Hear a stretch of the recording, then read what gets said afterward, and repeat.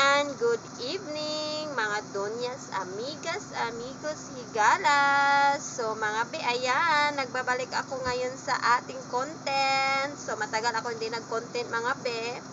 So hindi naman ako nag-stop mga be. Nag-ano lang ako, nag-vacation sa ating content. So for now, sa aking pagbabalik, so ayan, magluluto tayo ng aming ulam for dinner. So aso. Ayan, nagpainit na. Meron akong pan dito. Ayan. Kasi may tubig siya, no? So, pa-dry natin siya.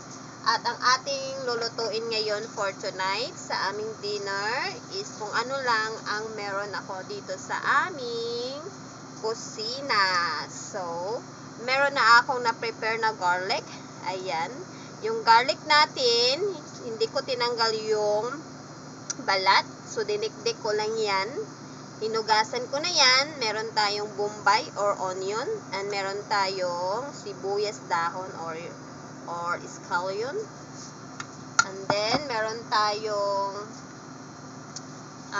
ito. 5-5 tuna.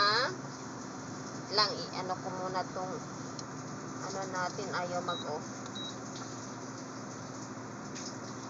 So, meron tayo ditong tuna calderita. And then, meron tayong 5-5 tuna afritada. So, ito yung gigisahin natin sa garlic and onion. And then, of course, hindi lang yan. Pangsubak lang yung tuna natin. And then, meron ako ditong sutanghon. Ayan. Sutanghon natin mga be. Niano ko na sa tubig at saka pinutol ko na, ginunting ko na yung sutanghon natin. And then of course, meron tayong frozen na shrimp. I cut it already. Okay. So pinutol-putol ko na yung shrimp natin. So ngayon, hala, hindi nag-work yung ano natin, stove, patay tayo nito. Ayan. So pa-dry muna natin, tanggalin yung tubig. Ayan, kumukulo. So, maglalagay tayo ng mantika dyan after. Ayan mga be, meron na akong mantika, olive oil. And then, ito, gigisahin natin ang garlic. Garlic first. Papulahin muna natin kunti yung garlic natin mga be. So, ayan. Ilalagay na rin natin yung onion.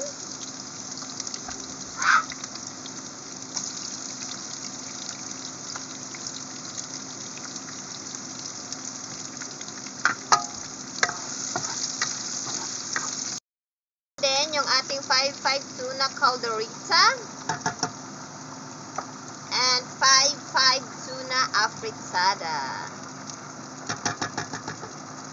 Lalagyan natin ito mamaya ng water. Mamaya na. So, i-mix muna natin. Ayan mga be, ilalagay natin yung ating bihon.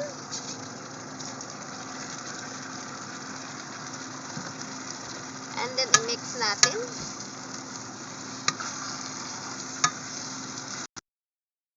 Ayan mga be, tapos na, charot.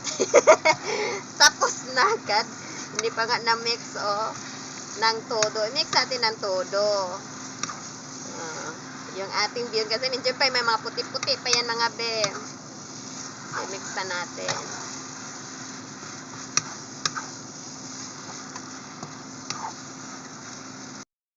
Ayan, pwede na. And then, ito, naglalagay ako ng nilagyan natin yung lata natin ng tubig. Yan. So, yan, tama na yun siguro yung tubig. And then, maglalagay tayo dito ng black pepper. At lagyan natin ng kunting tuyo, pampakulay lang ng ating bihon.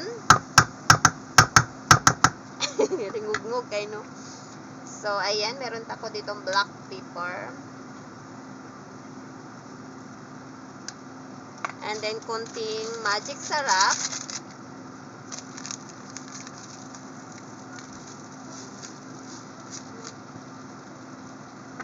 And then, maglalagay tayo ng toyo. Kunting toyo lang, pampakulay ng ating bihon. Para din maalat. Ayan. Then, mix natin.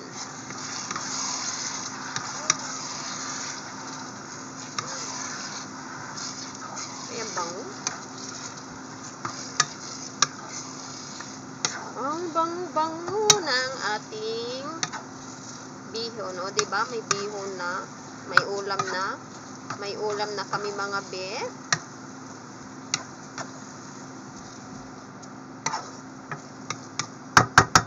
Ilalagay natin yung shrimp.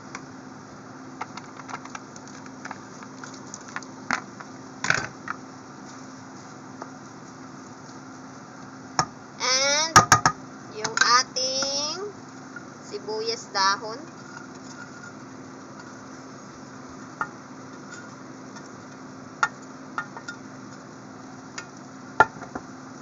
And then takpan natin with a medium heat lang para hindi masunog.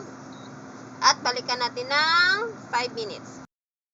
So buksan natin mga bet. Tadang! Yung ating bihon, hindi ko na nilagyan ng asin yan mga be kasi dahil sa ating tuna. So at ano natin karawin natin mga be kay yung shrimp natin hindi pa naluto. Hi everybody! Sabi ni Jaira, hi everybody, wow! No need to put asin kasi dahil dyan sa tuna. Saka kunting toyo lang para hindi siya maalat. Saka magic sarap. Yun lang. Tsaka mga be, kulangan ako ng gusto ko pa ng dagdagan ng black pepper.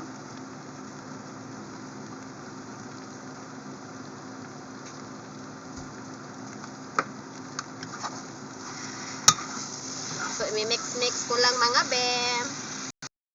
Ayan na mga be, na-mix well ko na. At tikman natin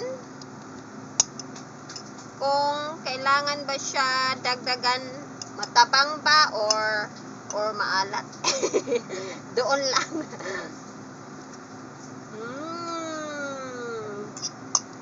Sarap. Sarap mga be. So ayan na mga be. Hanggang dito na lang yung ating video. Tapos na ako magluto. Thank you for watching mga be. Don't forget to follow, like, and share my video. Thank you so much again. And have a great night sa lahat. God bless us all. Bye-bye.